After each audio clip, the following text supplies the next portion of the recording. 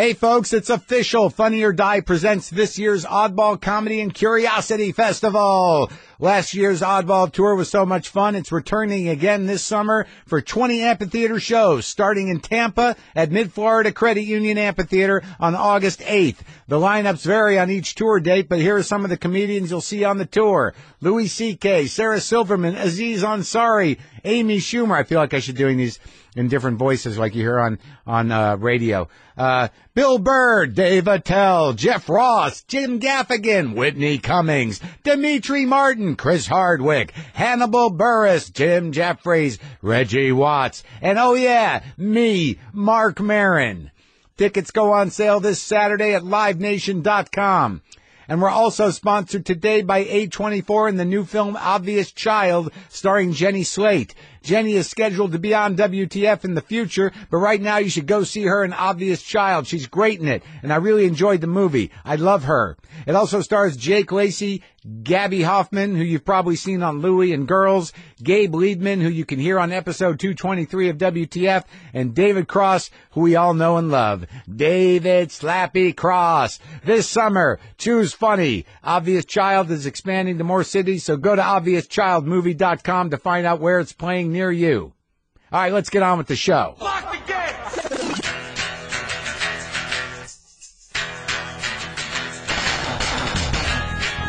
All right, let's do this. How are you, what the fuckers, what the fuck buddies, what the fucking ears, what the fuck nicks, what the fucksters, what the fuckeristas, what the fuckstables? All right, that's fucking enough. Sorry, kids. Sorry, parents. That's a lot of fucks in the first 5 or 10 seconds of this show. It's full fucking on. I apologize. It's Marc Maron. This is WTF. Thank you for listening. I hope you enjoy my show. What have I got to tell you right out of the gate? Well, if you listen to that pre-show announcement, I think we answered everyone's questions. For those dates where I hit those amphitheaters where some of you thought I was playing myself, flattered, as I said, but not true, it seems that the tickets for the Oddball Comedy and Curiosity Festival, of which I will be part of on some of those dates, go on sale Saturday at livenation.com. So those would be the ones I'm on. Those would be the ones in Tampa and all those other ones. Why don't you have your website up, man? Maybe that'd be helpful for people to listen to you say the things that you want them to go see and maybe be part of if you had the dates in front of you. Don't talk to me like that. Don't sass me. I'm just trying to help. Who the fuck are you? I'm you, asshole. All right, this has been fun. We should be a comedy team. All right, well, let's go to the calendar. Let's go to the calendar now. Tonight, I am in Bloomington, Indiana, at the Comedy Attic. Tomorrow I'll be there, too, and Saturday. And then the oddball dates are Tampa, Florida, Charlotte, North Carolina, Atlanta, Georgia. Then I'm back in Charlotte at the Comedy Zone. And then I'm at Red Rocks in Denver for the oddball. I'll be at Mountain View, California, Irvine, Dallas, Houston, and Austin. So those all go on sale Saturday. That's my understanding at livenation.com. Glad we settled that. All right, today on the show, from the new film, and I don't say that too often, but you know him from a lot of things, but he is in Think Like a Man 2, Romany Malco.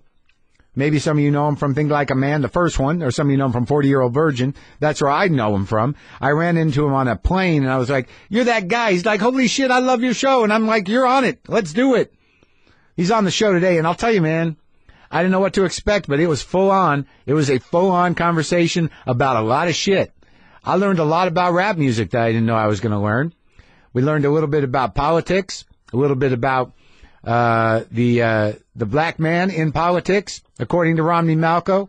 We learned what else did we learn? We learned about acting. We learned about fishing. We learned about Trinidad. We learned about the Marines. I don't want to spoil anything. I feel like I've spoiled a lot already. Great guy, great talk, coming up around the bend. That was a really out of tune opening riff to Up Around the Bend by Creedence Clearwater Revival. Thank you. Thank you to those who were able to identify that.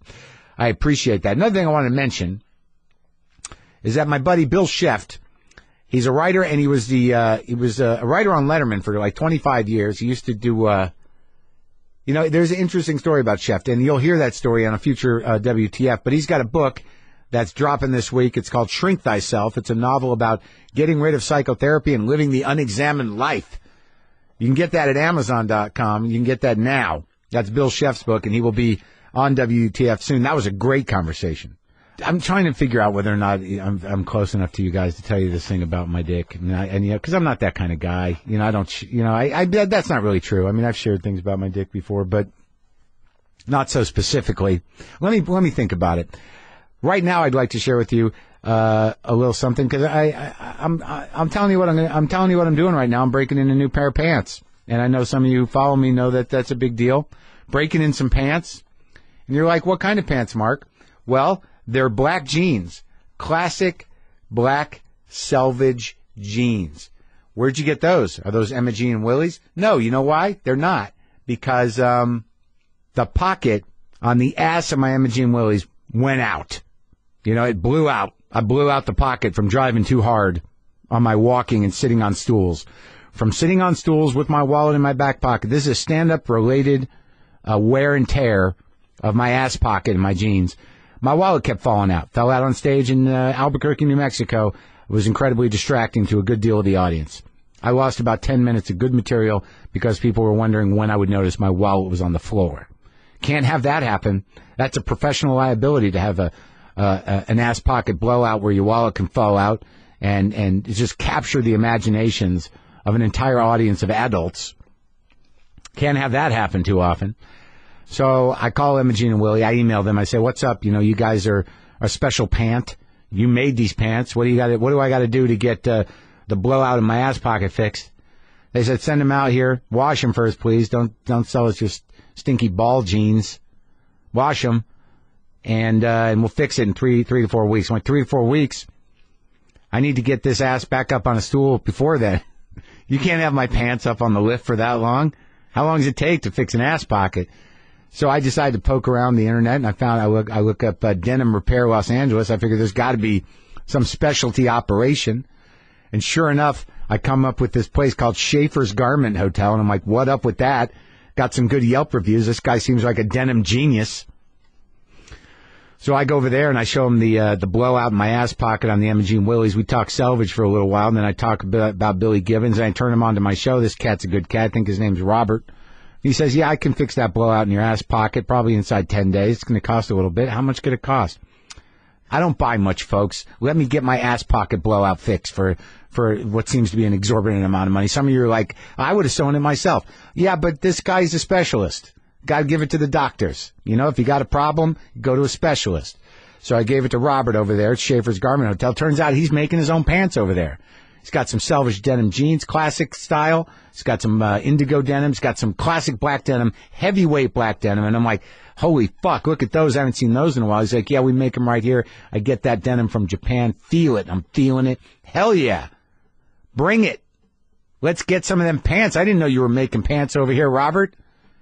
He's like, yeah, man, we make real pants. And he's got a guy that makes hats over there. He's got a couple of dogs that hang out and some guitars. How does all of a sudden the image that I've been sort of doing, without knowing anything, there's a whole store for it? I'm not a hat guy, but I'm a guitar guy, not a dog guy, but I can appreciate a dog in a store, especially one that sells denim and boots and shit. But I don't buy them like, broken in. These are fresh denims. They're stiff, and I'm in them right now, and I'm waiting for my ass pocket blowout to be fixed. So I'm going out of town. I'll be at Bloomington showcasing my unbroken in black denim pants. I want to tell you about something, folks. I want to tell you about a great podcast that I can really get behind. Freakonomics Radio from WNYC. Just listen to these episode titles. Man, listen to them. Think Like a Child. Why Marry? Save Me From Myself. Failure is Your Friend. I should listen to all of those because they seem to be about me. And you should too, because these are stories about things you think you know but don't, and things you never thought you wanted to know, but trust me, you do. I think I'm getting a new cadence is happening with me. Other episodes, The Perfect Crime, The Upside of Quitting, Women Are Not Men. Come on, folks. These sound like episodes for me. Am I right? Freakonomics Radio is hosted by best-selling author Stephen Dubner. He talks to experts, runs the numbers, and gets real solid answers. It's economics for some of us, but it's not really. It's really about how we make choices and how data can show us the hidden side of things we thought we knew and blow our minds to boot. The Legacy of the Jerk. That's another episode. Get the Freakonomics Radio podcast today and find out how to think like a freak at Freakonomicsradio.com. That's Freakonomicsradio.com. Are you enjoying my new cadence? I don't know where I picked it up. I think I picked it up from Texas.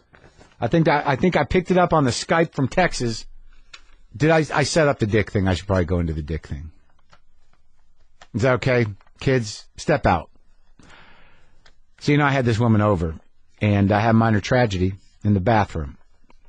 And it was a tough call what to do, but it was okay. I have never had the type of STD that would create a sore on your schlong, on your junk, as the kids say. Never had a sore on my junk. Okay, I never got that dirty or stuck my thing into the wrong place.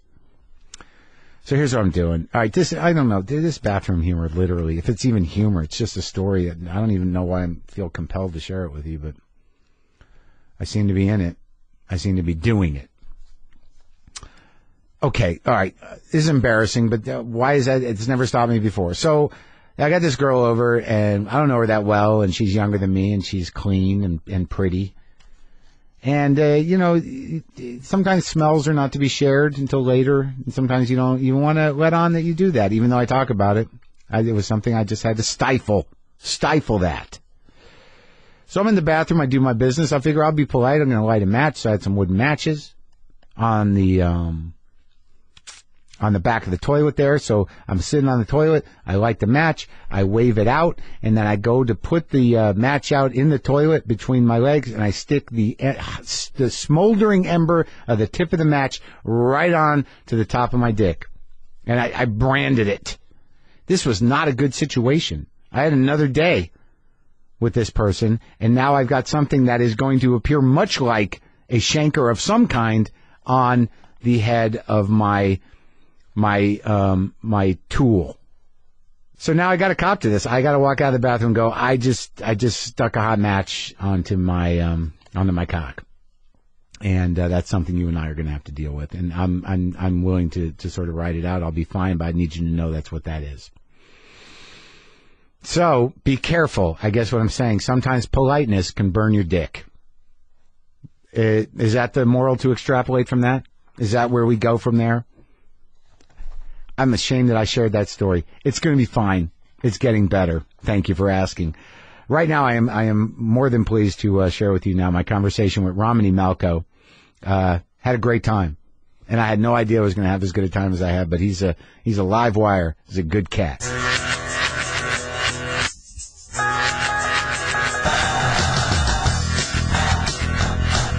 I did this interview for this magazine. I'm not going to say their names because they don't deserve it. Uh-huh. But the headline that they chose to use completely out of context. Yeah. I was like, what the fuck? What was the headline? I'm like, then I just realized it's this lowest common denominator, man. They wrote a letter of apology saying we were just trying to, attract readers and blah, blah, blah. Yeah, but the thing is, it's like, what good's the apology? The shit is out there.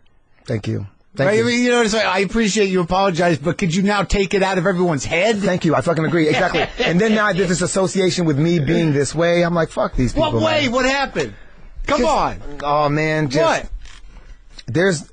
I don't know. You don't have to mention the magazine. What was it? Just implying that somehow or the other I had to get back to black people. Oh. What the fuck? What do you mean get when back? the fuck did I ever leave? When did I stop being black? You know what I mean? Yeah. And so anyway, it was hilarious and demeaning. Get back to black people. Yeah, like what was that based on? Like, cause that interests me. That when somehow or another someone decides like you've turned your back on your black. Yeah. Like me. Out of all people, literally with my Tiana Jackson and all this other stuff. And anyway, I just laughed at it, but they were like, we were just trying to, we realized it was a major oversight. We've corrected the issue, blah, blah, blah. Well, we realize it's a major oversight. You're still black and it's okay. Literally. And I just, from that point forward, I just like, okay, I just won't be fucking with these people. You know what I mean? Right. I think because of the fact that I started in mainstream. Mm-hmm. Starting in mainstream. What does that mean? White? You know what? Well, I don't know because. What would you say the beginning? Like, it's a 40-year-old virgin was a big break for you. That was a huge break for me. 40-year-old virgin. Is that what would you consider that was when you were arrived Where people knew you? Yeah. That's where I know you from. Yeah. 40-year-old virgin. But you were around a long time before that. Yeah, I was around for a bit, and I hadn't really been doing big stuff. Like the things I got to work with like Vince Vaughn early in the game on a project called The Prime Gig. But where'd you come from? Let's go back, because I go back. Okay. I'm willing to go back with you. I know, dude. I'm a listener. I'm an avid listener. I know. I'm prepared. I was just talking to Ashley about, she's like, I was looking for the cats, and I was talking to Ashley, and she was like, they're in the bedroom. I'll show you. Yeah. She said, they don't come out much, and I was like, well, I think they came out when Cranston was on. They might have paid a visit. Well, I think it was when Cranston was on. I could be wrong. Well, he might have seen him. I'll show you the cats after. Okay. But what kind of name is Romany Malco? It's a gypsy name. Is it really? Yeah. Why? Why you get a gypsy name? Because, my family's Trinidadian and Venezuelan. Uh-huh. And in Trinidad, we have a lot of East Indians. And I could be wrong about this, but just in Trinidad, being that, the East Indian culture is so common. Yeah. My name isn't that far-fetched, you know what I mean? Right. Probably the most spoken language in Trinidad is Bengali, which is like a dialect of Indian? Indian dialect. Have you spent time in Trinidad? Plenty. I went to school in Trinidad off and on as a kid. Oh my God. Yeah, so I have family from Venezuela, like Maracas in Venezuela, and then I have family from like San Fernando, Point 410, all over the place, Los Ciro, all over the place in Trinidad. Uh-huh. And and both my parents met in Brooklyn, but they were both Trinidadians. My mom came from Trinidad to compete. She was she won Mrs. Universe. I mean, really? She won Mrs. Trinidad and Tobago and came here to compete. And my dad had come here because New York University, NYU. Yeah, NYU was very interested in my pops. He was already an established surveyor and engineer. So it's a specific type of background, but it's not mostly Spanish. It's a mix, right? It's probably, it's like similar. I guess I had a place in Brazil, and I found Brazil to be very similar. You had a place in Brazil? Yeah, on the northeast coast of Bahia. Why'd you just get a place in Brazil? You just felt like it? You know what? One, I'm really into fishing. I'm really into fishing, and I found the place that sat between this town that sat between two huge rivers, and right above a town called Recife, Reciphe or something like that. But Recife sits right above. Is the billfish capital of the world. Billfish. Yeah. So, And that's a good fish? That's a good fish. It's you're talking like, like I should know. A billfish. Well, it's a pretty prestigious game fish, and you see the ones, they have the big long thing on the front of them. That's not a marlin. That's a marlin. Like a marlin, yes. So it's like a marlin. Yes. So you're a game fisherman. I love game fishing. You go out on a boat and you wrestle the fish. Well, now I go out on a kayak. So you're stripping it down. You're getting primitive. Primitive. I like it. You even out the playing field when you do that. But aren't you talking about fish that are as big as a kayak? Yep, absolutely. You want to be pulled around. If you ain't being pulled around, you ain't really, So you're out there with a kayak and a fishing pole that locks into your kayak, trying to catch fish that can pull your shit. Yep. That's right. And then you just wrestle it out until it gives up. Well, it's dope. And then what do you do with the fish? Well, then it depends. So I'm a catch and release guy. You know what I mean? Now, I caught like a 40-pound white sea bass, and his ass got 8. Where'd you get that? Oh, yeah. Off the coast of Santa Barbara. A white sea bass off the coast of Santa Barbara? Absolutely. Right up here? Right up here. Is that normal? There's a season for them. And if you can get your line, there's a season where if you can get your line down past the barracuda, the sea bass are below them. Yeah. Because they're all feeding on like the bait fish. So there's barracuda off of Santa Barbara? Oh man, I've caught so many barracuda off of Santa Barbara because of my nerves. How many feet? 3 feet. 3 feet. 3 feet barracudas, 4 feet. Yeah. All teeth. All teeth. Sometimes you can't get them in the boat because a mako shark will just eat that before you can get. Wait, so you're pulling a barracuda in, and then a mako shark just jumps up and eats your fish? Absolutely. You see that regularly. Absolutely. That's a common problem with trying to get past barracuda, hooking a barracuda by accident. You have to deal with a shark that's going to come eat the barracuda. That's right. You were definitely in the food chain. Yes, exactly. You know what I'm saying? Just a little bigger shark will come take you off the boat. The last time I would say it was about a 7 or 8 foot mako shark. The last time I saw a shark in Santa Barbara, I had put my rod down to help a friend, and a fish pulled my rod into the water, and it was a brand new reel. I jumped off the boat, swam down after my reel. I could just see this little gold spool disappearing, and I came back, got on the boat, And about 10 minutes later, a mako shark just started circling the boat. I was like, that's the last. It looks like up close, it looked like the pit bull of sharks. And was that the fucker that ate your reel? No.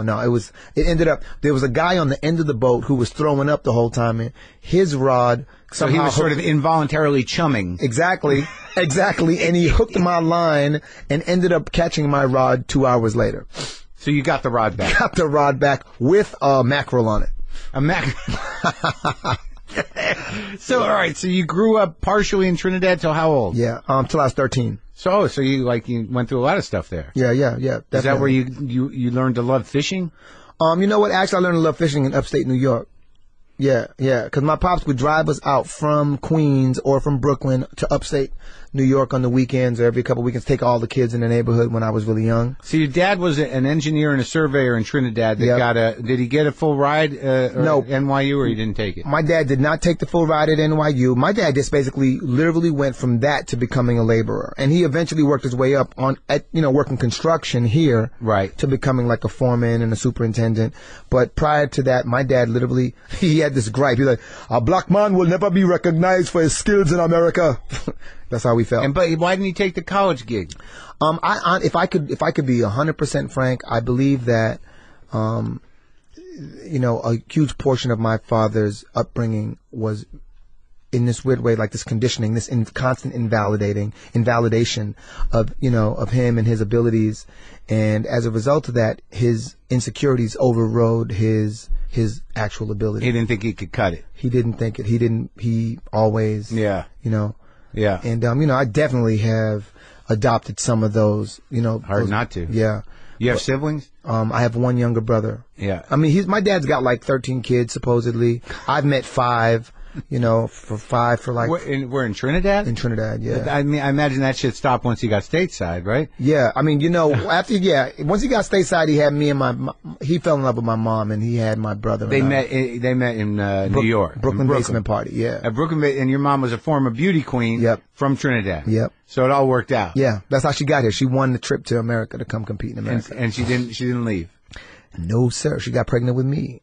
And your dad was already a citizen? My dad was, I think they were both working on the citizenship. They were both about 23 years old. Wow. Yeah. So where do you get time to have another 12 kids? Was that after? That was before. Before? Yeah, it was before. So from 15 up, you just...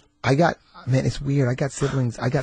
Like, I've met Donna, Debbie, Clint. I mean, these people, we've hung a lot, and they're just a few years older than me. Mm-hmm. You know what I mean? Yeah. Yeah, my pops was a wild one, unfortunately. Before you left Trinidad. Yeah. Yes. And they're down there? All your siblings? Your half-siblings? They're down there. They are in Trini. I kick it with, I used to kick it with Debbie. Debbie was one of my sisters, but I kick it with Donna a lot. Donna is the one that was closest to my pops. So you grow up in New York City. Yeah. And what do you do? What's your interest when you're a kid? When I was a kid, I mean, how'd you get to acting? I wanted to play professional baseball. Yeah. And I wanted to be an oceanographer. So you want to get into baseball? Were you playing?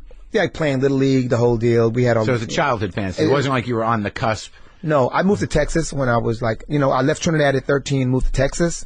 With your folks? With my dad. My parents, it's a long story, but basically my parents separated. When she found out about the 12 kids? Oh, no. She got pregnant because she found out about the kids. Got it. She was I'm like, going to hold on to this. Yeah, okay. Yeah. Oh, really? Because my dad was like, we don't have to have children. I have 13 children. And my mom was like, a 23-year-old, 24-year-old. Like, hell you do. And she insisted on getting pregnant. And she told me this story about she couldn't get pregnant. And she found this thing called Lydia Pinkham. Mm-hmm.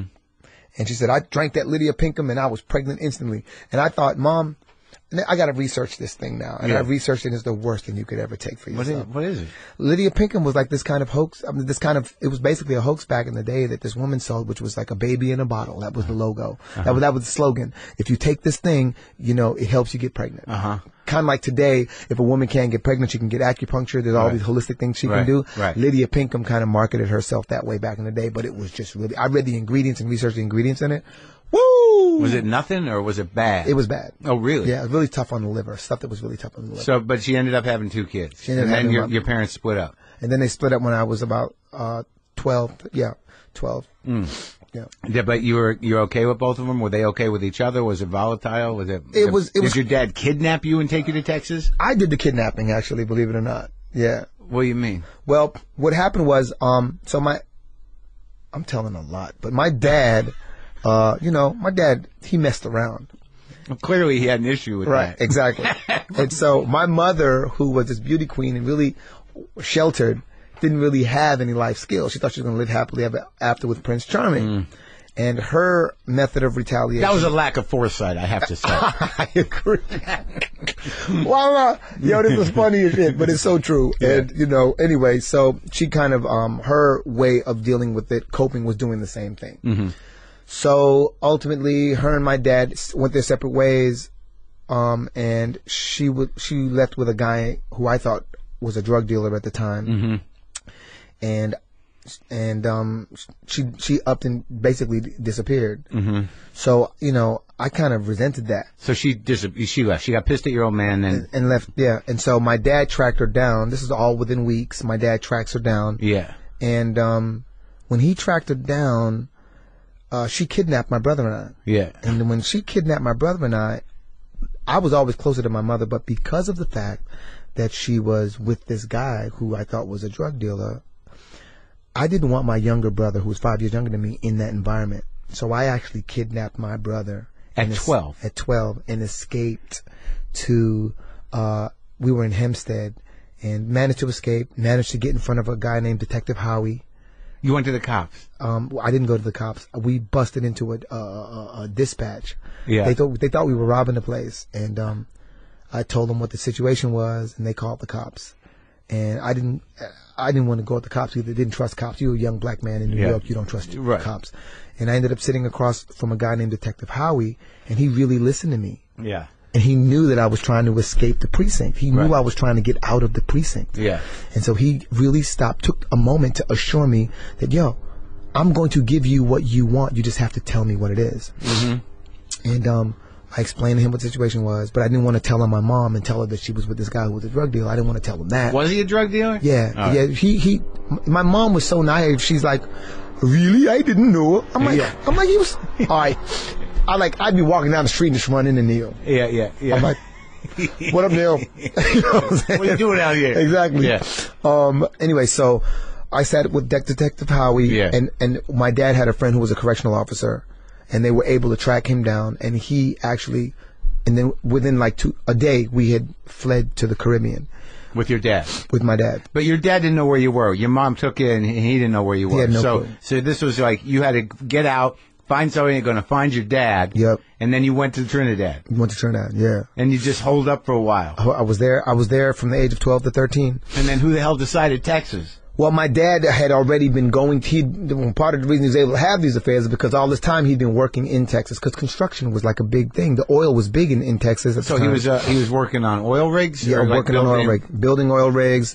They call them shutdowns, or where they shut down an oil rig, or they start building one. So he's working for one of them big companies that just does oil rigs. Brown and Root, Exxon, all those different companies. Yeah. As a foreman at that time. No, back in those days, just a pipe fitter. Wow. Yeah. That's a filthy hard job. It is a filthy hard job, man. My dad put in work. I remember there'd be times, I grew up in one of the blessings, and you're going to laugh at me saying this, one of the blessings I had is living in a fucking trailer park. I grew up in trailer parks. In Texas, we lived in the projects, and we lived in trailer parks. I got to see all different kinds of culture, especially being West Indian. Yeah. So you got the Trinidadian experience, which is multicultural. 5 most spoken languages in Trinidad. Ready? Yeah. English, Bengali, French, Spanish, and Chinese. How many you speak? I speak 1, which is, and I barely speak English. Yeah. And I studied French for a long time, but I'm not fluent in French at all. And I studied it for a long time. You gotta have a knack for it. You really do. I lived in Paris, and I went to school at the European Language Foundation while I was there. Teachers refused to speak to me in English, and I managed to get around. But once you're not there, once you're not running it all the time, you don't. Yeah. All right, so you go to Texas. So I go to Texas, and so you're living in the trailer park. Living in the trailer parks, just kind of exposed me to culture in ways that I hadn't thought about. Like what kind of culture? Good? Are you talking good or bad? Well, it was a different kind of racism. It was a different kind of trailer park racism. Yeah, it was different. And I realized, it wasn't just us. like, I always felt like, oh, you know, black people have it so bad. And here I am, 13 years old, living in a trailer park, and I'm like, oh. White people, they don't got it so good either. Oh, shit. So it's not, it's like, you know, it's poor everybody. People. It's poor people. It's everybody. Yeah. I was like, oh, wow. And, you know, that was interesting. And was there any bonding, though? Was there any sort of like, that's an interesting idea. I mean, I'd obviously thought that, you know, the idea of poor white people, poor black people, that there is oppression and a sort of contempt of the poor and a lot of race. That's something we don't talk about in America, is class. All right. But was there any sort of unity around, you know, the anger of treatment of whites and blacks together? You know what? We weren't intelligent enough. I don't think at the time. I don't think that people were. I think that, well, what I picked up on was that in the being West Indian, right, and or even just being a black American, being someone who was born. I'm the first American born in my family. Like, what I had noticed amongst my people is that there was classism, there was racism according to complexion. So I was darker complected, so I couldn't get into a light skinned party. Really? You know, oh my God, it's hilarious. This is. I wish I was making this stuff up. A light skinned party. Yes. How is that advertised? What's that invitation look like? Do they give you the tone? Like, if there's a party, well, you know what? Like, if you like literally, like, oh, I hate to say this, but you just weren't invited. You know. Too black. Yeah, or you couldn't get in because, you know, it's funny. It's just, I just realized that there was this oppression, this learned oppression that we had imposed upon ourselves. Right. And not just in America, in the Caribbean, you know, in my black experience, that's what I experienced, you know. And then when I was in these trailer parks, I was like, oh shit, they do the same thing to each other. You know what I mean? The white people. They're classist, you know, they're classist within themselves. And I'm like, but we all live in so you have a double wide trailer park. Yeah. So, you have a double wide trailer. Oh, I see. So, all right, you know. Yeah, right. So it happens there too. Exactly. And the house on the hill is a double wide down the street. Yeah, you know what I'm saying? Literally. Yeah. That's perfect word. That's perfect.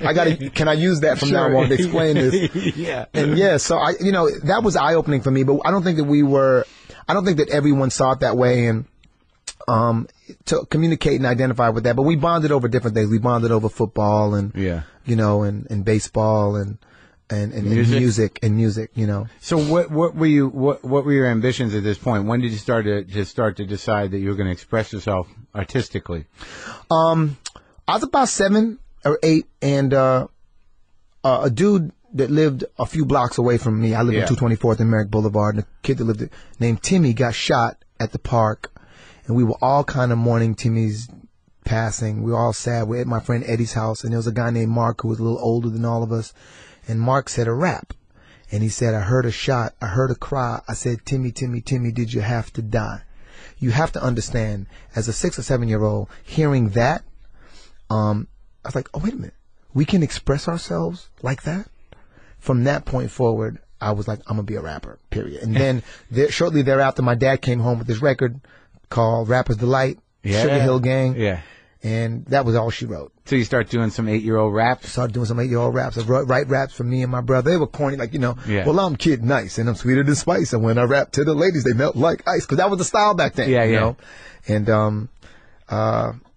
And that was the beginning of it. But I kind of I was really, you know, I was kind of like, you know, we were kind of like the bummy kids in New York. We were like the bummy kids that didn't have much supervision. Yeah. So I kind of kept that quiet, you know what I mean? Right. And maintained my reputation as being scrappy. Yeah. Which I was. As opposed to someone who writes things? Well, you know, just opposed to someone who was, extremely vocal, you know, and outgoing. So scrappy means, like, you know, those are those kids that they don't talk much, they don't have much supervision. It's just ugly kids that didn't have much to lose. You know what I'm saying? I get into a fight with anybody because I didn't have much to lose. You were a fighter?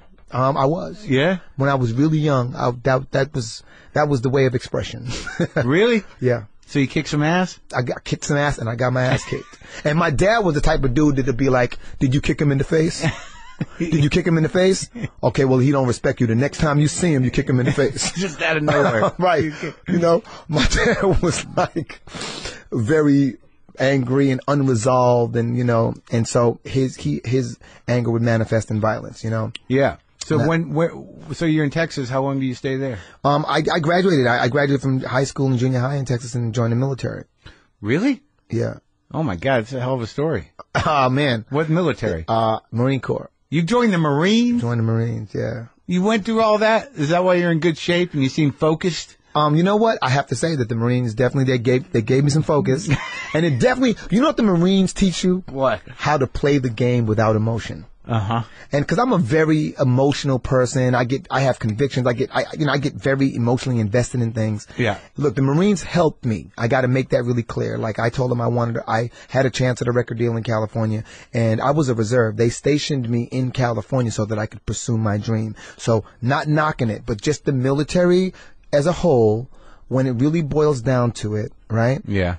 You know, we follow the orders of like the elite 0.1%. Sure. And when we're in these... The real house on the hill. The real house on the hill. Yeah. And when we're in these places, you know, nobody looks at that. I don't think anybody thinks of the White House as being real anymore. No. But, you know, when you put, 19-year-olds in these situations where they're tricked into believing they're doing something noble when in all actuality, they're clearing the fields so that elite 0.1% can set up their oil rigs and extract natural resources. So your dad was working... Yeah.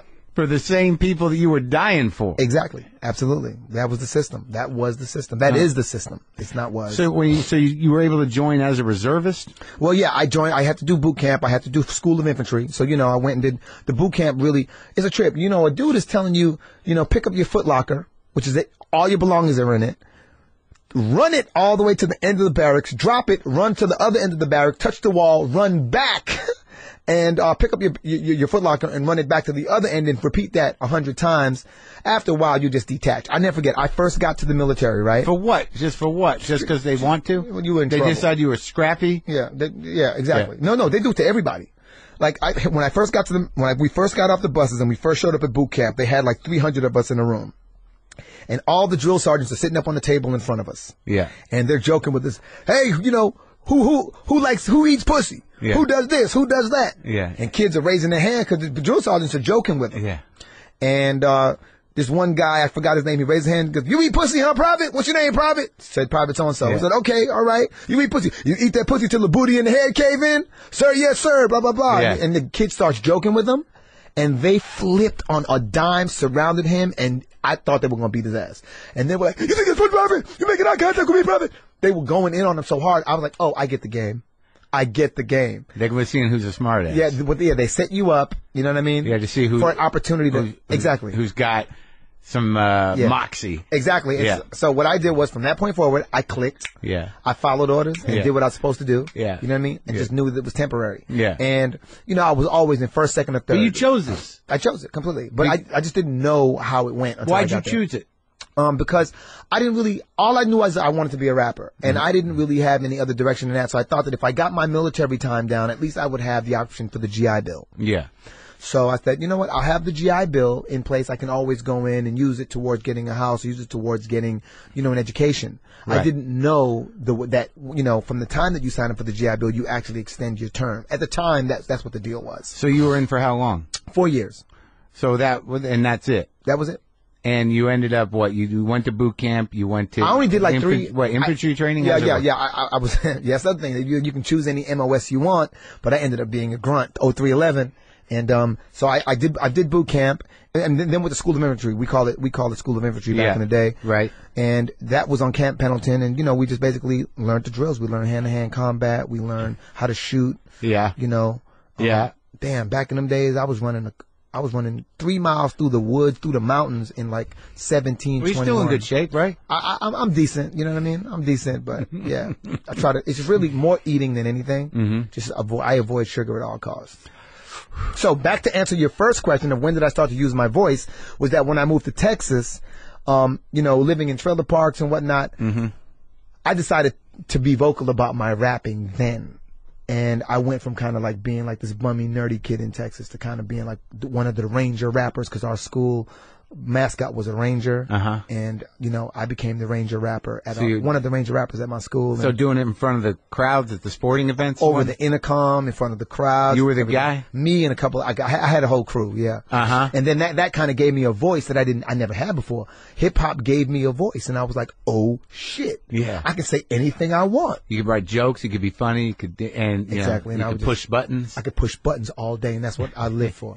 Pushing buttons. That's right. Say it with a straight Not face. in the Marines, though. Nah, in the Marines, they were trying to push your buttons. Yeah. They literally, if you saw a drill sergeant stand in front of a puddle, don't flinch. Because the minute they're gonna seek out the weak one, they're gonna be like, okay, Private Maron, come here, come here, boy. Come here, boy. You are fucking me, Private. So now you have to stand in front of him. That means you're standing in the puddle. Right. Drop, Private.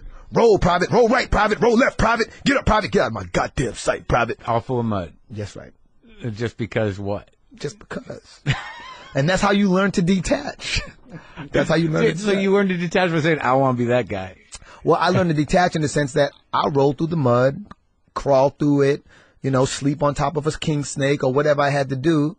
You know what I mean? Yeah. In order to get the job done. And so not make it personal. Did you go anywhere? Did you fight?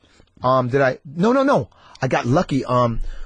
We had this invasion where Saddam's invasion of Kuwait. Yeah. They started pulling our troops, and we were like number 23. Yeah. Dudes in our battalion started fleeing to like Canada and shit. It was really? Funny. The reservists started bolting? Started getting girls pregnant. They were like, yeah, if you have a baby, you don't have to go. I was like, what? What? Yeah, that doesn't seem right. It didn't seem right at all. And anyway, Kuwait's surrender was so quick. You didn't go? Didn't have to go. And that was what? How many years in were you already? 2 years. And you were living in L.A.? I was living in Houston. I was stationed back in Houston. And then I said I wanted a rap career. And in '89, I packed up and moved to California. And you were still in? Still in. Third year. It's third year. And it would literally, there's a base right over there, not too far from here. Yeah. There's an Air Force base over there by Stadium Way that the Marines share with the Air Force. And I would go over there and do like paperwork and stuff for them straight up. And that was your only requirement? That's my only requirement. Yeah, show up for work occasionally. That's it. So you come out, so what were you doing in Houston? I went to school, junior high and high school in Baytown, Texas. So my goal was to go get my crew and move to California so that we could get a record deal. But they didn't want to go. Yeah. They were like, we can do it right here in Houston. Yeah. And it's true. There were like some budding rap groups like the Ghetto Boys, Royal Flush, Raheem. There was a record label called Rap A Lot Records. There was a dope dude named Action back in the day. And you knew all these Scarface. guys? I mean, we would rap with them at the or battle rap and stuff like that at this club called the Rhinestone Wrangler back in the day. Houston? In Houston. And what was that like, battle rapping? This is a world I don't know about. So you got battle. It's like you go for the jugular. You try to hurt people's feelings. The other guy. You try to hurt the other. You try to destroy their crew. So it's not a collaborative community thing. It's more like the Dozens amplified. It's the Dozens amplified, but then you come together and you're like, it's the game. It's the game. Right. I'll never forget this guy named Willie D. He said, he had this thing where we used to wear these kung fu shoes all the time. Your guys. Yeah. And he had this joke. This dude said, it should crack me up so much. He said, this motherfucker dressed like he know karate. Head like a donkey and a German shepherd body. The country is funniest shit I ever heard. This shit had me crying. So when you do that, it's all improvised usually? A lot of time we just make it off from the top of our heads. But we would come with prepared raps too. Yeah. So you get to go in on them, like make some personal shit about them. So this was a whole night. So guys would be on stage together? Yeah. And we were too young to be in the club. So Big Steve, who owned the Rhinestone, would make us sit by the door until it was time to battle. Yeah. And then we got to go on stage and battle with the big dudes, we were just so good. Yeah. He was like, I get these dudes. And your kids too, which is cool. Yeah. They're like, these youngsters are going to come in here and do this thing. Exactly. And you're waiting by the stage door? Waiting by the stage door. But we opened our mouths on stage. Yeah. It was a problem. Yeah. It was a problem. Like I never forget, I ain't gonna say the rap group's name, wanting to beat our asses in the parking lot. And people were like, yo man, they kids. He's like, yeah, but they talk like grown-ups, nigga. You gonna say some shit. I never forget that shit. They talk like grown-ups. Yeah. They didn't give a shit. He wanted to whoop our asses. But but generally it was friendly. It was friendly. You know, I mean, and we had a community, like it was a hip hop community. Ultimately, we did things for that community. Right. You know what I mean? And it was new in the sense that, you know, the South was kind of disregarded back in those days. In hip hop, you know, the West Coast had their thing, and the East Coast refused to acknowledge us. And at the time, they were kind of the conduit. You know? So, you know, in its rebellion, the South started forming its own thing. Little J, who was who owned Rap A Lot Records, you know, started this label. He started signing people like Action, who became Scarface, who became one of my favorite rappers of all time. The Ghetto Boys and all that, and they started getting this surge, you know. And now you got, you know. I remember I had one of the Ghetto Boy albums, maybe the first album, just because that guy was so fascinating. Which one? The little guy. Oh, Bushwick Bill. Yeah. You had the one. Where he's all fucked up on the cover. Mind Playing Tricks on the album? Yeah. I don't know what that was. Yeah. The Action, the Scarface album that got me was that Gunshots Rang Out. What the fuck? Heard this nigga bite the bullet. Like, damn, fucked him up. It was basically the soundtrack of Office Space. Right. That fucking, remember it starts out, he's in the car when he's saying that rap, you know what I mean? Yeah, that's right. He's singing it and then they pull up next to him. That album is one of my favorites, you know. That might have been the Ghetto Boys Resurrection album, actually, because they broke up. They had a guy named Big Mike join and take Scarface's place. And then Scarface eventually came back. When Scarface is in the group, he produces great music and he just says crazy shit. Yeah. And so that was your dream, man. That was my dream. I lived my dream. And you're doing it in Houston with your guys. Right. So I eventually got him to agree to move to California. So we finally got to California in '89. Yeah. June of '89. And we got our record deal about a year later. What was the name of the? Our group was called the College Boys. And we signed to Virgin Records. Yeah. We were one-hit wonders. We had a hit called Victim of the Ghetto, which happened to be happening at this exact same time as the riots, the Los Angeles riots. Right. So the Los Angeles riots kind of helped amplify, you know, because every news station that spoke about this riot nationwide also played our music in the background. Really? Yeah. So you got a hit off of Rodney King's demise. A hit off of Rodney King's rise and demise. Right. Yeah. You know, because Rodney King was big in the clubs for a minute. Yeah. After that, he'd show up in the club like he was, you know, like he was the man. Yeah, he was, but he was a little beat up. Yeah. I mean, he was obviously beat up in a horrible situation. Oh yeah. That's right. He was sort of like I don't know if he was you know, sadly the position that he had culturally was a lot, you know, it was a heavy burden in a way. Right, you know, you're right. It's funny because I was so young and insensitive at the time that I was really angered by the situation because we had all experienced things with cops. And, you know, Rodney King was like, I think his famous quote, all get along. Yeah. And in my mind, I was actually thinking, like, no. I was angry. Yeah. I was angry. I just say that. And so, in retrospect, you know, he's aware of what he's done in his life, and he's aware of what his karma is. And if that was the perspective that he had at the time, the mature thing to do was to honor it. Right. You know. Right. To be a spokesman of peace. Yeah, exactly. Yeah, to you know, it had two purposes. Yeah, exactly. And it would have been great. It would have been great.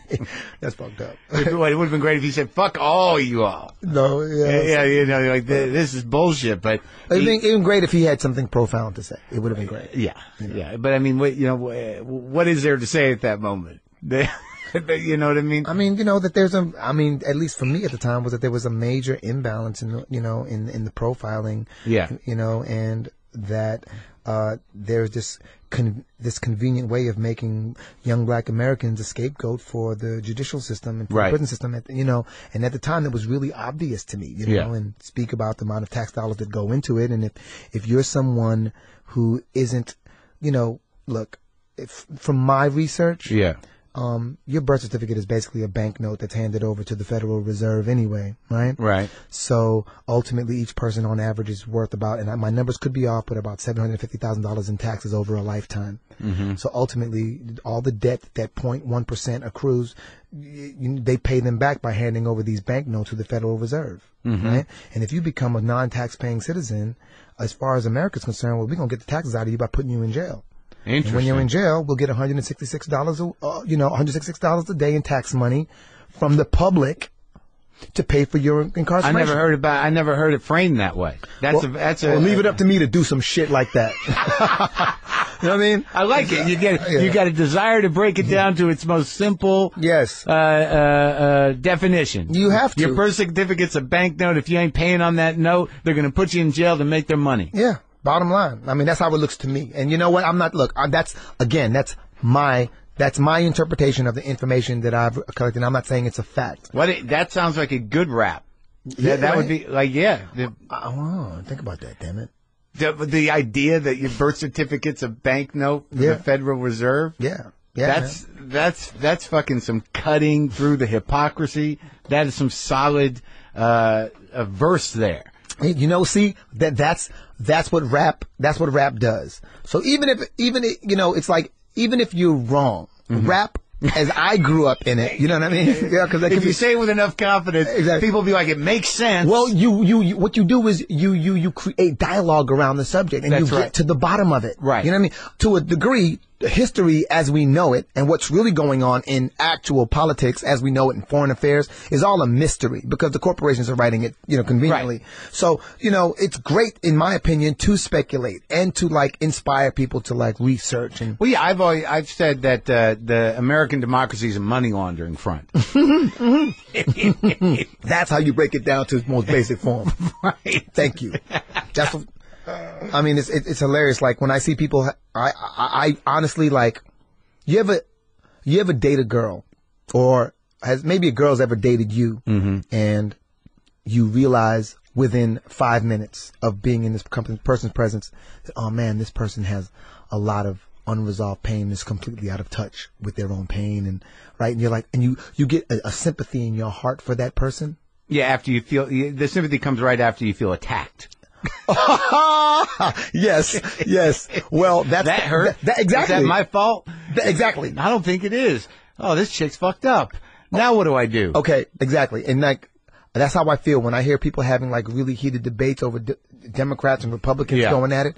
There's a part of my heart that sincerely hurts for them because, does that part win over the fuck that? No, I don't participate in that. I mean, look, cause we get to vote on whether or not gay marriage is legal. We get to vote on things like, these social issues. But as far as foreign affairs, right? Do you think they're going to let the average layman, foreign affairs? Now, this is a huge conglomerate. No, I mean, they're going back to Iraq. Exactly. No, they didn't ask me. Dude, do you think they're going to let us vote? Us, the layman who doesn't even know what the petrodollar is. They're going to let us choose the CEO for that conglomerate for the next 8 years? But that's the whole problem now is that, that there's such an aggravated apathy once the reality has been shown to the people that do vote and even the people that don't vote that they're not working in our interest.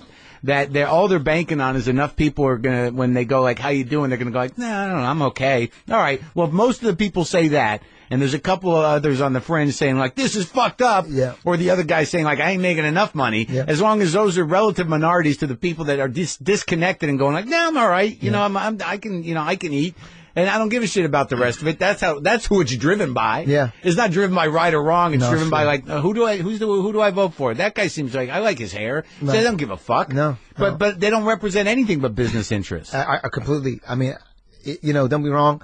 The last girl I dated, her dad was a delegate, and it really helped me. I got to go in and see them vote on stuff, and I realized that when you go state to state, people care. There within are the communities in the state government. There are. Thank God there are people that are showing up at the meetings. Exactly. They're taking action. Like all the people that really give a shit. They just that's what they do. They don't look for attention. Yeah. They're not arguing with people on television, grassroots organizations, and also community-based politics. People that really give a shit. Those are the unsung heroes of what really makes democracy great. I always say when I make my movies and I'm the star of my movies and I get to allocate tickets. Those are the people, those teachers that the students vote for, and those people, those delegates, those people working on the ground, on the ground level are the people that I'm bringing to my premiere, and that I'm showcasing at every opportunity that I get, whatever opportunity is, as shallow as it may sound, right? Whatever way I can reward them, whatever way I can enhance and make their lives better or help them get acknowledged for what they're doing. That's that's my goal. And back to what the point that you were making is that, if you look at activists that are being effective, they don't even fuck with the White House. No. The White House is a waste of fucking time. They go straight to the corporations. They hit you in the pocket. They know who the bosses are. That's how you get shit done. And look, I don't know if you know this, but like African Americans are slated to spend like $1.1 trillion by 2015. Like they're spending money. They respond to advertising, and they go to shows. They go to movies. Yep, they're huge consumers. Your movie did $30 million the first weekend. Thank you. During the World Cup, mind you, during the friggin' World Cup. So, my point being is that if people just acknowledged their purchasing power, and they were like, you know what, if we could collectively boycott, but that's why all this division is so put in place, is to prevent that. It's to prevent that type of unification, saying, sure, okay, fight amongst yourselves. Exactly. Divide and conquer. Right, because if we were to do that, what we would then do is we could demand of these corporations, we got all we got your iPads and shit. Why don't you come put some money in this school? In fact, we won't be buying your shit until you do. Yeah. And if we were able to do that, I understand enough to know that division, is important in order for like the higher ups to sustain. You have to divide. Keep them fighting over bullshit. Exactly. So, but if we were to do that, that's really, you want to change. That's how you do it. You hit them in the pocket. Well, right. Well, okay. So now we're talking, Romany Malco, the activist. I'm not an activist. No, but I'm saying that, like you think about this stuff. So you're rapping, so you had a voice. Yeah, I had a voice. And you had the one hit. And then how does it go from there to acting and to making that decision then? Well, after I had my rap career, I started doing jingles with my boy Nitro. And I was having such a blast doing jingles. I thought I'd never really go back to doing anything in hip hop. Jingles again. For what? Like Shore commercials, Honeycomb commercials. Dude, I became like, I'm not kidding you. We'd have like 4 jingles on the air at once. And that's a good paycheck. Incredible. We had a blast. Yeah. We had rap was popular for these jingles back in the day. Yeah. So sometimes we'd make singing hooks, but sometimes singing jingles, sometimes we'd make like rap jingles, and we would have a blast. Me and Nitro, Night Diggy, giving a shout out to Darren Clowers right now. What up, man? The jingle guys. The jingle guys. And so after that, I started, I'm going to produce records. So I produced like CeCe Peniston and stuff like that. Not her big hit, but I did get to produce some stuff on CeCe Peniston, and I did some stuff with Randy Crawford. And then after that, I started an internet business. And I'm telling you right now. Yeah. We are not going into this. I'm just going to say this. I started an internet business. Yeah. And that shit changed my life. 1997, I decide I'm selling stuff on the internet. I start selling shit on the internet, and within 3 months, it's not a whole lot of money, but at the time it was. Yeah. I was making more money in 3 months than I'd ever made as a rapper. Selling what? Health products that revolved around male health. Specifically. Okay. So if you wanted boner pills, if you wanted to get increase your fertility, herbal if you stuff. wanted like natural, like herbal stuff for like you want to gain muscle. Were you manufacturing this stuff? I was not, but I was getting private label deals. I was getting private label deals. Okay. And so were you using your image, your picture? Like, look at me. Hell no. I pretended to be somebody else.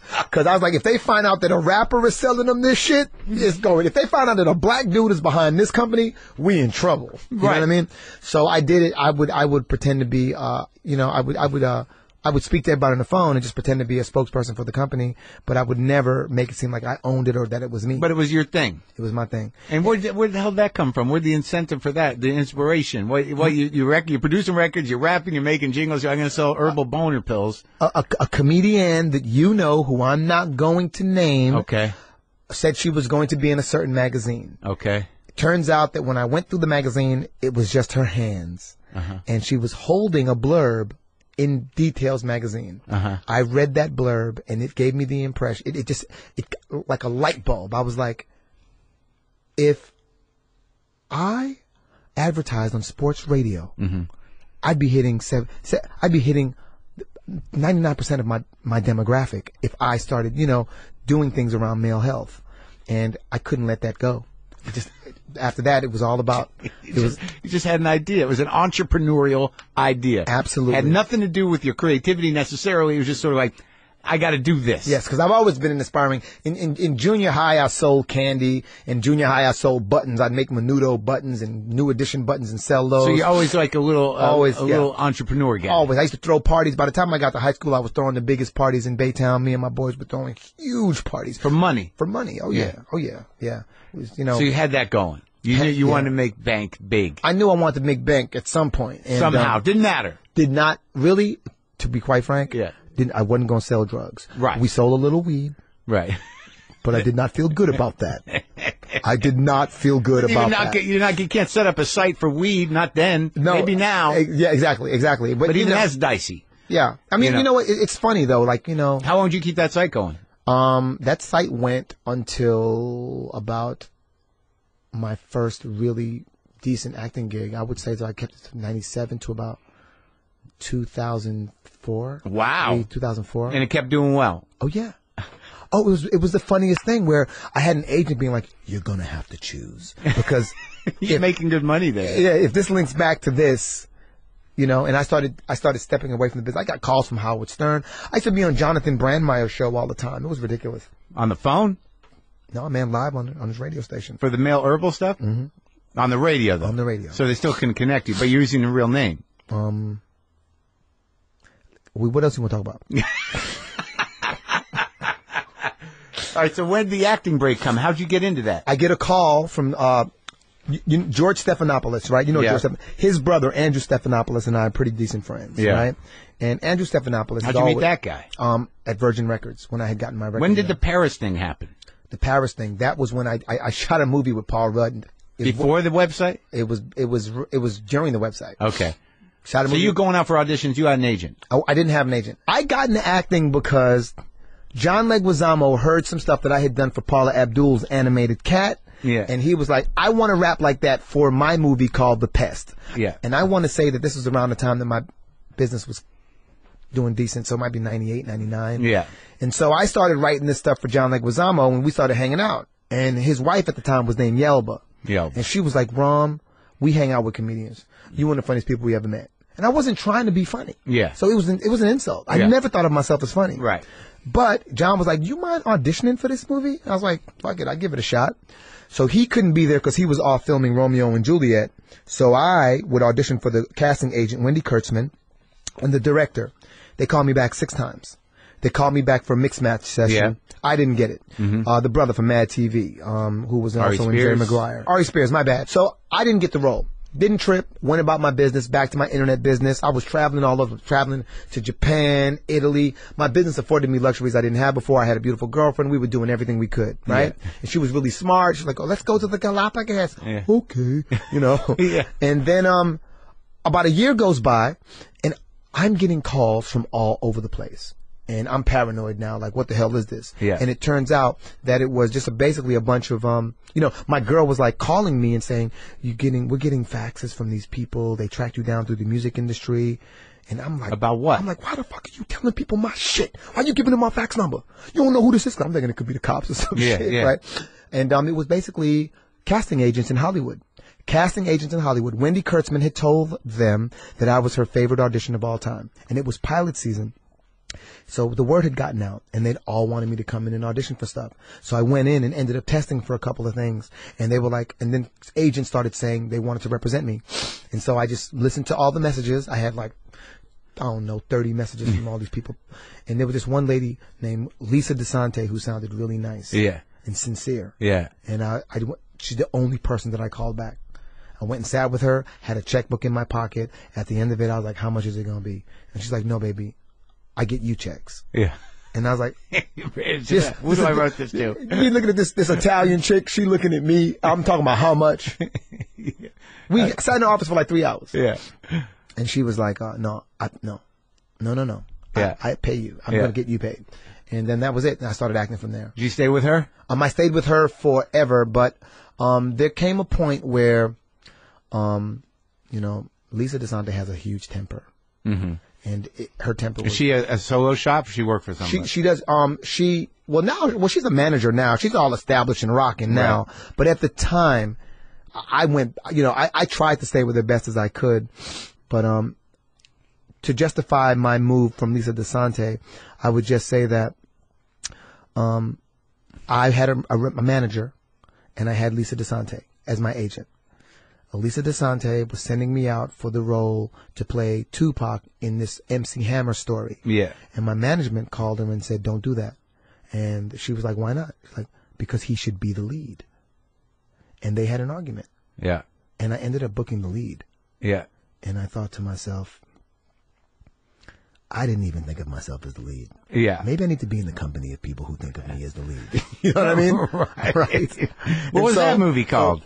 It was called Too Legit, the MC Hammer story. It was a VH1 movie. Oh, okay. So, all right. So you did a lot of little stuff. Did a lot of bit parts. They were funny bit parts, right? Yeah. Some were funny and some were straight. One of them was a drama, my first show was called Level 9. And after I booked enough TV, I booked a lot of commercials first. And then after I booked commercials, I started booking a lot of TV. And then after I started booking a lot of TV, I worked my way up to getting a TV show. And then after a TV show, I started working my way up to getting small roles in movies, and then eventually worked up to being a significant player in a movie. But what happened is around 2000, one of my best friends, his name is Jesse Peretz, who I had met through my girlfriend. My girlfriend's bigger sister booked me in my first commercial at the time. I met a guy named Jesse Peretz. And Jesse Peretz and I became best friends over the weirdest thing. I made this thing called mango chow, which is a common dish you eat in the Caribbean. He ate it. He was the director on a commercial. He ate it and goes, I was doing craft service with my buddy Josh, who was the ex-boyfriend of my current girlfriend. You were working craft service? Craft service with my boy Josh. Yeah. And he was like, this is before I started my company. Right. And I met Jesse. Yeah. And Jesse tasted my mango chow and was like, I used to eat this. My Trinidadian babysitter used to make this. This is a Jewish guy telling me this. And then he starts imitating the Trinidadian accent. We were best friends from that point forward. Still. Mm-hmm. And he ended up directing this movie, and he wanted to cast people for the movie. So he had this guy named Ross Broccoli who was really funny. I know Ross Broccoli. Ross Broccoli's fucking funny as shit. He's in Nebraska. Ross was one of my guys back in the day. Yeah, I gave Ross a place to stay one time, and this motherfucker wakes up in the middle of the night and goes through my closet. Yeah? Was he in his sleep? He was sleeping. Opens the front. When was this? When were you hanging out with Ross Broccoli? Ross Broccoli, 2000? Oh. 1999, 2000. Is it right? That was back when I knew him, yeah. Yeah, maybe a little bit. We had a little falling out, but I mean, he ended up he did some commercials, he stashed the money, he went and he bought a farm. He lives in Nebraska. Good for Ross. Good for Ross. He was an interesting guy. He really, really was. See, he's the kind of guy that you would find me hanging out with. Yeah. Unintentionally. You know what I'm saying? Yeah, and what's the director's name? Peretz? Jesse Peretz. He's pretty much the producer. He's a producer on Girls. Does a lot of Nurse Jackie. I think I just met this guy because I just did a part in Girls. Yeah. A couple weeks ago. You met him. He's your best friend? Yeah, man. That's my brother. God damn. Small world. Jesse Peretz is my brother. Yeah, he introduced himself to me. Okay. It's all making sense. Ross Broccoli, you. Yeah. Everybody's connected. Yep. Exactly. So, what movie did he put you in? A movie called The Chateau.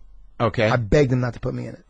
So he said, okay, well, then just help me cast it. Because I wasn't really an actor at the time. Mm-hmm. So I did. I helped him cast it. And after I helped him cast it, he asked me to play a small role. And so he put me on camera for it, carried it back to his producers. And the producers were like, why can't Romany be Paul Rudd's brother? And I was like, Jesse, your first move, First Love, Last Rights, was not a success. Yeah. If you want to fail again, put me in your movie. Do not do this to your career. I beg you. Yeah. And they insisted, and we ended up doing that movie, and it pretty much changed our careers. Oh, was it a good movie? It was a great movie. I mean, it was like a really independent movie, and it was, aesthetically, it was horrible because This was the Paris thing. It was the thing in Paris. Yeah. And you and Paul still friends? Oh, yeah. Yeah. And we shot that for like 13 days. Yeah. We shot it for 13 days, and I just never left. I was like, I'm staying.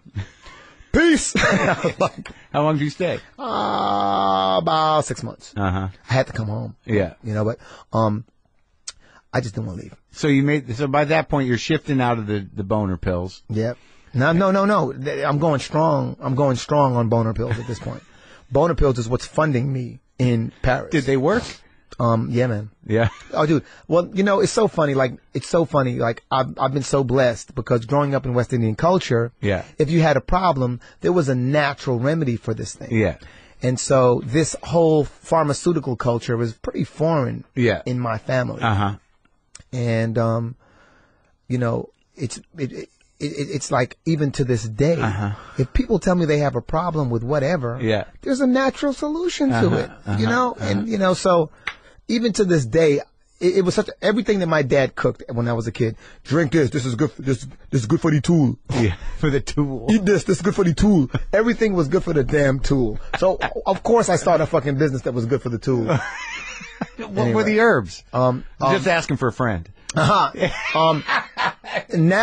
there's things like guarana and, I can dig that stuff up and I can promise you, I can point your guys in the right direction. For the tool. For the tool. Help for the tool. Everything good for the tool, man. Take that. That's good for the tool. All that good for the tool. I still ain't answered your damn question. But the point is, The point is that I, did this movie with Jesse Parrots, and the next thing you know, people were asking me to be in other movies. And but the big break that everyone knows you for, and which you first sort of hit me, was as Jay in 40-Year-Old Virgin. Yeah, Judd Apatow. He asked me to be in his movie because he saw me in the chateau. Yeah, and that was a funny part. Yeah, that sort of defined you comedically. It did. I was like, I was new to the business. I didn't have a clique. I didn't grow up I didn't start acting until I was 30. Yeah. So I was new to the whole game. I didn't have a clique. And to be pulled in by Judd Apatow and like introduced to all these guys and just do yourself. Yeah. What would you say? Yeah. I was like, seriously? Wait. That's what you were doing? I feel like the most common question in my life is, wait a minute, I can say what I want? Yeah. In everything. I can be in an interview. I can be dating someone. Wait, I can just say what I want. I can be rapping. I can say what I want. Yeah. Judd was like really funny. He had great jokes. And like I never forget it. We were doing one of the earlier scenes where we're discovering that he's a virgin. Yeah. And I was saying, it's cool if you're gay. Yeah. I got friends that's gay. And Judd yells, in jail. Yeah. I lost my shit. I must have chipped my tooth on that damn table. I lost my shit. Just to be around a guy who was so creative and fresh. Yeah. 4 days into our production, the production got shut down by the studio because they thought, you know what? You've already shot in half the movie and we haven't approved the look. Mm-hmm. But just the Judd was covering so much footage because we were playing so much. Right. Yeah. And he was so seasoned by that time. Yeah. That he was like, no problem. Sent us all home, came back Monday and went back to work. Judd was great. I guess that's the real skill of a great producer is just sort of like keep your cool and like, all right, we'll work this out. Him and Shauna Roberts had no facial expression. Oh, really? Oh, yeah. So like, okay, cool. All right, cool. All right, guys. So see you on Monday? Yeah. No, we'll let you know. So you don't want me to come back tomorrow. We'll let you know. So you do a few other roles and then you do the Love Guru. Yep. That was look, if you look at every job that I've been involved in, 40-Year-Old Virgin, Baby Mama, Blades of Glory, Weeds. Yeah. I wanted to get next to the people that How was Weeds? That was great, right? It was incredible. Mary Louise Parker is my sensei. She would kick my ass and I thank her at the end of every day. What do you mean she kicked your ass? She didn't fuck around, You were on that for what, a few seasons, right? Yeah, Mary Louise Parker will punch you in the face. She's a hell of an actress. She was my sensei. Deep. And like, she really taught me. Well, first of all, my acting coach is who taught me. Yeah. Sandy Marshall flipped the script, broke me down. I used to laugh. I'd be in the pews laughing at people on stage crying like these actor types. Yeah. Never considered myself one of them until I ended up crying on that stage. She was your boot camp. That was your boot camp. It was my boot camp. And from that point forward, I knew she made you roll around in the puddle. Exactly. She made it clear that everyone could see through my facade. The emotional puddle. Yeah. There you go. Yeah, man. Time for you to meet you.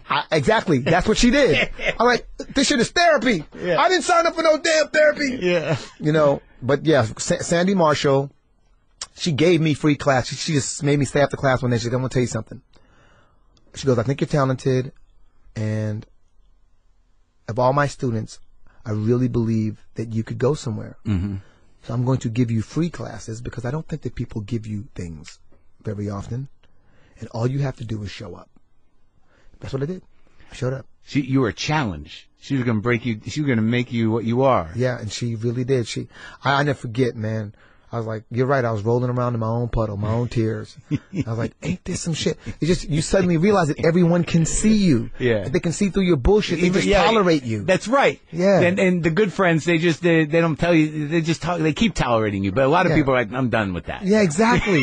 And I didn't know that. But they know the better part of you. Right, exactly. But I was so charming and entertaining that it was really everyone else's entertainment at my expense. And I didn't realize that either. Because you thought you were getting away with something. Yes. And she just completely exposed me. And I was like, And that from that point forward, I actually began to take it more seriously. Seriously. Like with something like The Love Guru, which was, I mean, notorious tank. Mm-hmm. Does that affect your jobs? You know what? For me, it didn't, because in fact, it got me jobs. Yeah. But also, the shit that I learned from Mike Myers changed the game for me. What was that? Well, just everything. Like, he taught me things I did naturally. He suddenly made me aware of. Like, right.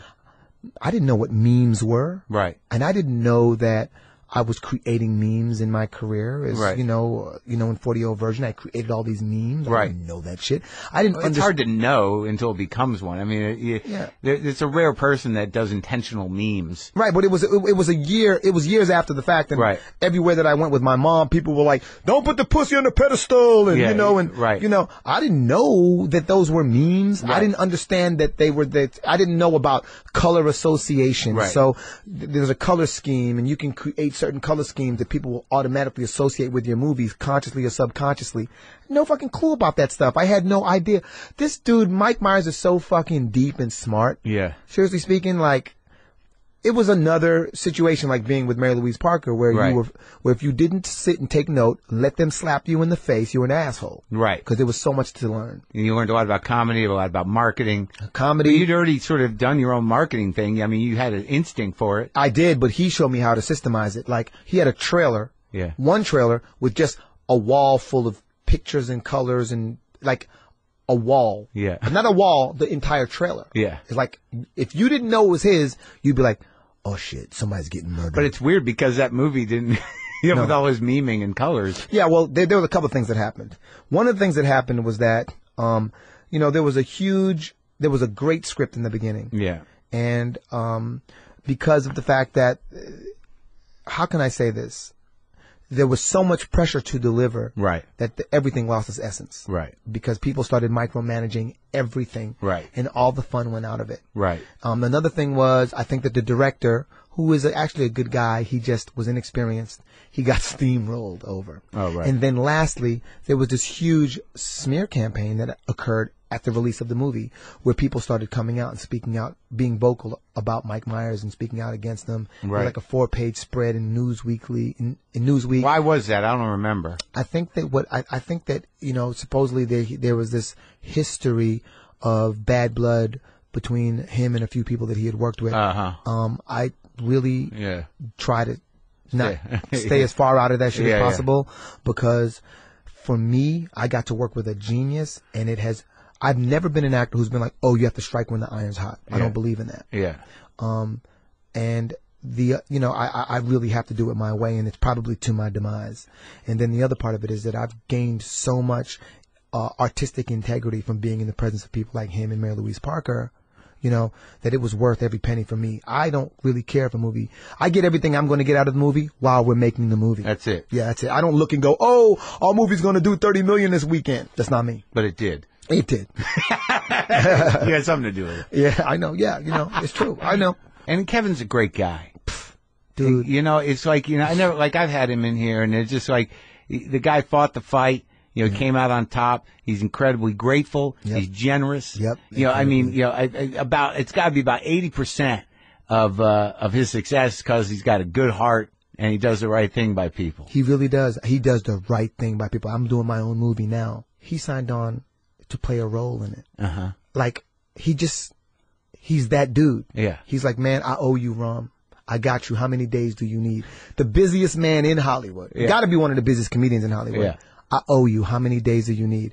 When he said that to me, it took me at least 4 minutes to respond, because what? My movie? My movie? You sure? Because, hey, I was literally doing that for like 4 minutes. Yeah. He is a generous guy, man. Now, this is interesting because we talked a little earlier about, the movies you want to make. Now, this is your movie. Now, Yes. we talked earlier about, some of the things that you want to give back to the community. Absolutely. Is this one of those projects? This is one of those projects where it's like, for me, the situation is that in the world of Hollywood, they tend to make you either or. Yeah. So you're either this or you're that. So my experience growing, you're either an angel or the devil. Right. You're either a whore or a virgin. Very binary way of thinking. Sure. And so I have a problem with that because I've grown up with people who were heavily flawed with the best of intentions and gave the best advice they knew how. Yeah. And these people aren't depicted in film anymore. Yeah. You're either one or the other. The Right. films that I grew up watching, that was that. So one of my favorite films of all time, ever since I was a kid, was One Flew Over the Cuckoo's Nest. Sure. Now you can look at Jack's character on a lot of different levels. Yeah. You can look at him as crazy. You can look at him as rebellious and obnoxious. You can look at him as a hero. Yeah. You know what I mean? Leading the frontier or pioneering the frontier. You can look at a lot of those characters in a lot of different ways. And I love that where you're actually engaging the gray area. And I feel like with the dumbing down of a lot of film, because of the fact that we're not even making film for we're making film for non-English speaking people. Right. They have if you go to France, they have some of the most sophisticated films that you've ever seen. Yeah. But if we're trying to make a movie that's accepted over there, we got to have explosions and shit. Exactly. Because we don't know the intricacies and the idioms of their culture. Interesting. The international market has broken it down to the lowest common denominator. Well, only because we're catering to, in my opinion, some of the most sophisticated films I've ever seen have been made in the international market. Uh-huh. My personal taste. Sure. But at the same time, when we're raising all our money to make our movies, we're raising the money overseas, 90% of it. Okay, I'm gonna just say this for those who aren't aware. I'm speaking the obvious here, but just for those who aren't aware, the way that it works these days is this: if a comedy costs more than $30 million, it's probably not getting made. Mm-hmm. Anything else, if you're going to make a film, you're usually going to want to make it in the $100 million and up range, which is basically you're making 4-quadrant movies at that point, where it appeals to the broadest audience possible. I think Michael Igor or something like that made that announcement when The Proposal was so successful. They said we'd make another one. He was like, no, we're not making a follow-up. I don't care if it made $140 million because it's going to cost us $70 million to make it. And by the time we spend that $70 million and we do the P&A budget, we're not going to recoup on that. Mm-hmm. So if a comedy isn't under $30 million, we ain't making it. Mm-hmm. I think it was Michael. He was the guy who said that shit, right? Mm-hmm. Okay, cool. So now everyone's jumping on that bandwagon to try to keep the comedies. But the thing is that comedies, like you think of Woody Allen and whatnot, they were very specific to our culture. Right. And so that type of stuff these days doesn't translate as well overseas. Right. So you're making it for a niche market, so you got to keep it like $1 million, $2 million. Exactly. So what's happening with film these days is 90% of the money's being raised in foreign markets. Right. So we're here in America trying to make money, but in order to get that money, you have to put people in your film that sell overseas. Right. So in order to do that, you now have to make a movie that appeals to that market. Yeah. And if you're an American making that movie and you're hoping to get some type of domestic gross, you're really kind of making a movie for non-English speaking people. And as a result of that, you're going to go for the explosions. But okay, so you've put together money. Yeah. That you got domestically. And you've got Kevin Hart committed to it. Yeah. And it's a story of a flawed protagonist. Yes, exactly. And you hope that it'll speak to who? Ultimately, what I want to do is it's a comedy. I want to exactly. It's a dark comedy. And you wrote it? I wrote it myself. Been writing it for a while. And what I want to do is I basically want to start reintroducing the idea of the gray area in a movie. Yeah, no, I think the 70s did that, and then we kind of lost it. I mean, Cuckoo's Nest is a good example of that, but yes. A lot of those movies where you have an anti-hero or someone you don't know how to feel about. Exactly. Because they don't have all the heroic attributes. Yes, Cable did it so well with Breaking Bad and Damages. Yeah. Oh, my God. I didn't know if Glenn Close was the good guy or the bad guy. Yeah, What is she doing? Even The Sopranos. Sopranos. You learn to love that family. Thank you. Exactly. Yeah. I'm working toward introducing that and just basically passing on a message in the movie, which is about how many of us are actually out there asking people to make sacrifices for us that we're not willing to make for ourselves. Mm. And it's also about letting go. Mm-hmm. It's about letting go of the things. And where are we in production? Where are we in production on this? We are literally just closing up. We're closing up the deals right this second. This week we will have closed the deals with our attached talent. That sounds great, man. It is. It's a great opportunity for me because I don't know why. I think I was a lot angrier before in my younger years, but I never really got the calls that I thought I would get. I never really got invited to play with a lot of these, other movies that had occurred. I never really was. I didn't start being asked to be a lead until recently, like over the last year and a half. How old are you? I'm 45. And so, and I was look good though. You look 35. Thanks, man. I appreciate that. Thank you, dude. That's Trinidad. Oh, that's Trinidad, and you gotta avoid sugar. Okay. Bread, rice, pasta, all that shit is sugar. I don't care what you say. If it creates an insulin spike, it's sugar. And that's gonna make you old? Yeah, well, what happens is like, your cells become resistant because it doesn't want to be poisoned by the insulin. Yeah. And then, it's called AGE is the process where all these remnants of sugar attach themselves to your cells and the walls of your cells, and then as a result of that, you lose the elasticity in them, and So I'm telling you, I stopped eating sugar for 5 years. No more cake, no more ice cream. No, in moderation. But the thing is that what we don't realize is that we're living extreme, and then we want to go from extreme to moderate. No. You got to go from one extreme to the next, and then you got to work your way back to moderate. All right. Well, before we go, tell me about Tiana Jackson. Oh, Tiana Jackson. He's an ex-convict turned motivational speaker that I created. And, Mike Myers really helped influence that as well. I've been doing them for like 13 years. Doing them where? I just doing them for my friends. And then a few years ago, I put them on the internet, and that was all she wrote. Yeah. And, he's this dude who is flawed. Again, the gray area. He's heavily flawed. Yeah. He'll be smoking a cigarette and preaching about health at the same time. Sure. Yeah. And he's got these interesting quotes where he's like, he's like life coach with a goon hand, and he'll be like, life is like a vending machine. You know what I'm saying? It's full of change. That type of shit. He thinks he's really proud of himself. You know what I mean? Early bird gets the worm. Early hawk get to eat both them bitches. Heard me? So that's on YouTube? It's on YouTube. You look up Tiana Jackson, and if you are not entertained, my name is not Romany Malco. It was great talking to you, man. Yeah, you too, man. Thank you for having me. About it? Hey, man, I'm a big fan of I know, ran into you on the plane. And I geeked the fuck out. Yeah, you're right. Oh, man, we're going to do it. Yeah, I geeked out a little bit. You've had some great interviews on here, man. Oh, thanks. Now, so is your pop still alive? My dad passed away in 2008. And your mom? My mom is still alive. I just went to go see her. I just got back yesterday. I flew back for this interview. Was your pop able to see some of your success? Or? My dad was. My dad came with me to the premiere of 40-Year-Old Virgin. Funny shit. So my dad comes with me to the premiere of 40-Year-Old Virgin. Yeah. You know Jerry Bedknob? Yes. The guy who played the Indian guy. Sure, I know him for years, yeah. He looks at my dad, and my dad looks at him, and they, what the fuck you doing here, boy? Turns out that they knew each other. From Trinidad? Get out of here. Yeah, that was great. We had a great night. That's hilarious. Him and my dad got shit-faced that night. That's sweet, man. Well, thanks for talking, and good luck with everything. I'm glad everything's going so well. Man, thank you very much, man. Hit a boy up on Twitter, Facebook, Instagram, whatever the fuck.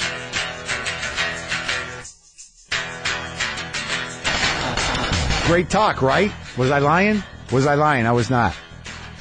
And since I last talked to you, my jeans are a little more broken in. I imagine that my junk is healing. And I'm sharing too much. Go to WTFpod.com for all your WTF pod needs. Check the schedule. Get that app for free. Upgrade to the premium. You can stream all 400 episodes. I haven't seen Def Black Cat in a few days, but I don't know. Maybe he'll check in. Everything's all right. As I said, I am in Bloomington, Indiana tonight, tomorrow, and Saturday. And if you have any questions, let me know. Okay. Boomer lives!